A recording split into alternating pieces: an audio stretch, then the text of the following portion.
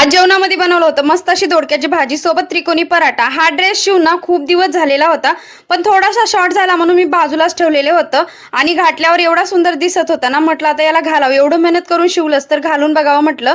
त्यानंतर ना दुपारच्या वेळेस इथं लिंबू सरबताचं प्रीमिक्स बनवलं, उन्हाळा येतोय ना आता, मग तीच तयारी चालू आहे। लेकराला दुपारच्या वेळेस ना बाहेर खेळायला पाठवत नव्हते, म्हणून लेकरांनी ना माझ्यावरच खेळ सुरू केलेला होता बघा। असे आहे नाही ते बांगड्या माझ्या हातात घालत होता आणि म्हणत होता मम्मी खूप सुंदर दिसतंय, तो असाच ठेव बांगड्या, लेकरं कधी काय करतील ना याचा काही नेमच नाही बघा।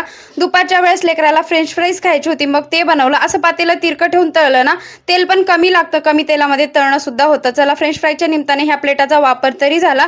सायंकाळच्या वेळेला ना लेकरासोबत थोडीशी मस्ती केली, कारण की त्याला दिवसभर बाहेर पाठवलं नव्हतं, म्हणून आता ऊन गेलं म्हणून त्याच्यासोबत थोडंसं खेळून घेतलं। रियांचे पप्पा आल्यावर ना आम्ही खूप दिवसांनी पिझ्झा खायला आलेलो होतो। सहसा तर आम्ही पिझ्झा वगैरे असं कधी खातच नाही, 3-4 महिन्यानंतर असं खाल्लेला होता। त्यानंतर नाही तर देव झोपू घालायचे होते संध्याकाळचे, संध्याकाळी देव झोपू घालते। माझ्या दिवसाची सुरुवात ना देवापासूनच होते आणि शेवट पण देवापासूनच होते बरं काय माझी। त्यानंतर इथं देव झोपू घातलं, खालीला पिझ्झा जिरवायचा होता, मग हे सेल्फ साफ करायला घेतलं। किती वेळ साफ करा, आता हे असंच होणार। चला तुम्ही व्हिडिओला चॅनलला सबस्क्राईब करून घ्या बरं काय, व्हिडिओला लाईक